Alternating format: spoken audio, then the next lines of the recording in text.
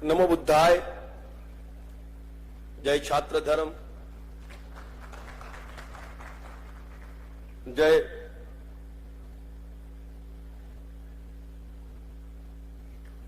मूल निवासी। जय राजपूताना। जय सनातन धर्म। दोस्तों,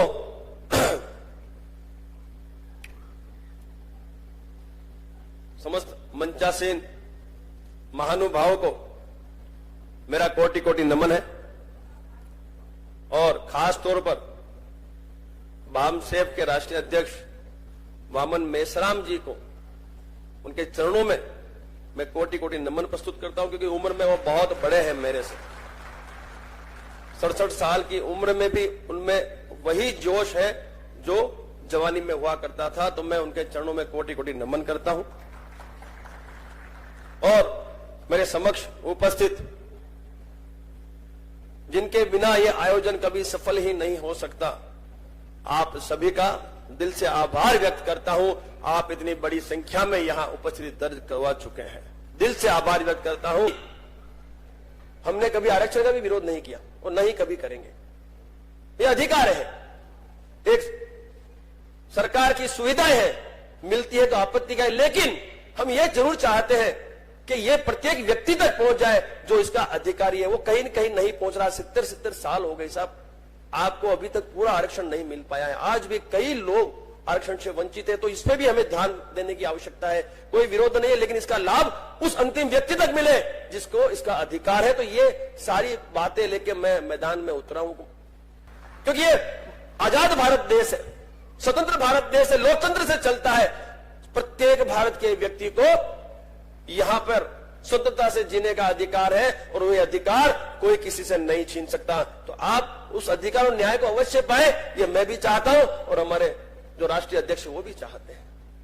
हमने कभी विरोध नहीं किया, न कभी करेंगे साहब। वो अधिकार है आपका, मिलना चाहिए, लेकिन दुरुपयोग रोकना अति आवश्यक है। कुछ ऐसे लोग हैं जिन्होंने इनको व्यापारीकरण कर दिया है, क्योंकि एक जो प्रोत्साहन राशि मिलती है उस प्रोत्साहन राशि के चलते कहीं न कहीं इसका दुरुपयोग हो रहा है। उसे रोकने की आवश्यकता है। बाकी साहब यदि राज शेखावत गलत करता है तो साहब मेरे अगेंस्ट में भी आप एट्रोसिटी अवश्य करें, मैं आपको मना नहीं करूंगा। लेकिन जहां गलत है वहां गलत नहीं, आपको जहां लगे कि भाई ये सही है वहीं बढ़े, बाकी इसका दुरुपयोग ना करें, ऐसा मेरा आपसे निवेदन है। साथ ही आप सबका साथ सहकार चाहिए मुझे।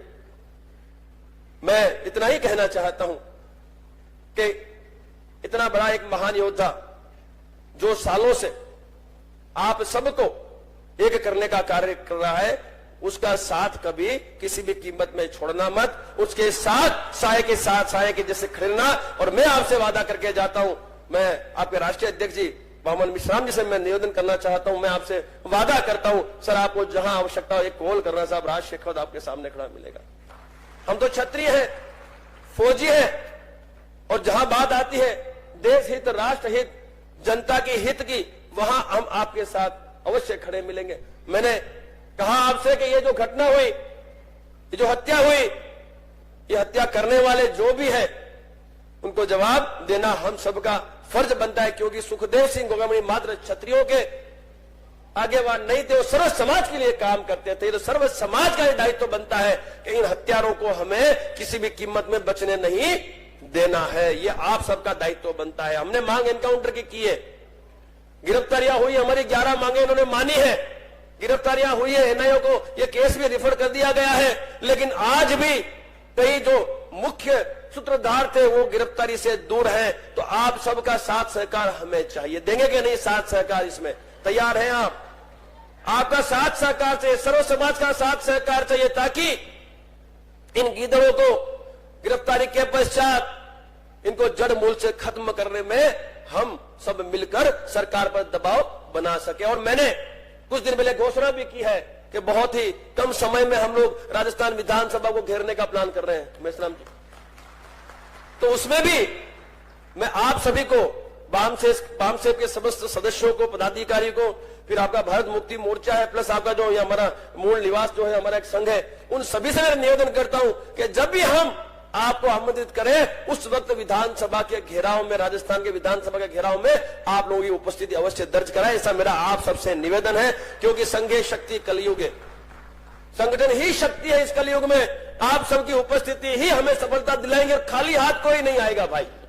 आर पार के लिए इकट्ठा होंगे। केसरिया झंडा, अपना जो भगवा झंडा है, केसरिया झंडा, एक मजबूत डंडा साथ में लेके आना भाई, ठीक है, खाली हाथ नहीं आना है भाई। केसरिया झंडा और एक डंडा, जिसको जिस भाषा में जवाब चाहिए उसको उस भाषा में जवाब देना होगा। चमत्कार के बिना नमस्कार नहीं होता है। दोस्तों माफी चाहूंगा, ये आज का विषय नहीं है, किंतु मेरी ऐसी इच्छा थी कि जब आपने आज इस मैदान का नाम हमारे परम आदरणीय, हमारे अनमोल रत्न अमर शहीद सुखदेव सिंह ब्रह्मणी जी के नाम से कर दिया है, तो साहब मैं तो इतना ही कहूंगा कि साहब हमारे पास शब्द नहीं है कि हम कैसे आपका शुक्रिया अदा करें। शब्द नहीं है हुकुम हमारे पास, क्योंकि ये जो पहल आपने की है किसी ने नहीं की। 55 एकड़ जगह, ये मैदान 55 एकड़ का मैदान साहब सुखदेव सिंह ब्रह्मणी जी के नाम पे इन्होंने समर्पित किया। साहब ऐसी विभूतियों का तो हमें सम्मान करना ही पड़ेगा और इनका साथ तो हमें देना ही पड़ेगा। मैं गलत तो नहीं कह रहा, मैं कहीं गलत तो नहीं कह रहा मालिक। मेरा आप सबसे यही निवेदन है कि ये अधिवेशन यूं ही आगे सालों साल चलता रहे और संख्या आपकी बढ़ती रहे, लेकिन मैं इतना अवश्य कहूंगा कि अब सत्ता में भी भागीदारी की आवश्यकता है। सत्ता में भागीदारी की भी आवश्यकता है, क्योंकि देश सत्ता से ही चलता है। क्षत्रिय वोट यहां है मेरे पास, मैं आपको क्षत्रिय वोट में पूरी सहायता करूंगा और बाकी के सारे सर्व समाज के आपके पास है, आप सहायता करो। आओ मिलकर सत्ता में स्थापित हो गए, इस देश का उज्जवल भविष्य हम सुनिश्चित करें। सत्ता के बिना कुछ भी नहीं होता है दोस्तों, इसलिए मेरा जो अगला लक्ष्य है, हमारा लक्ष्य सत्ता है।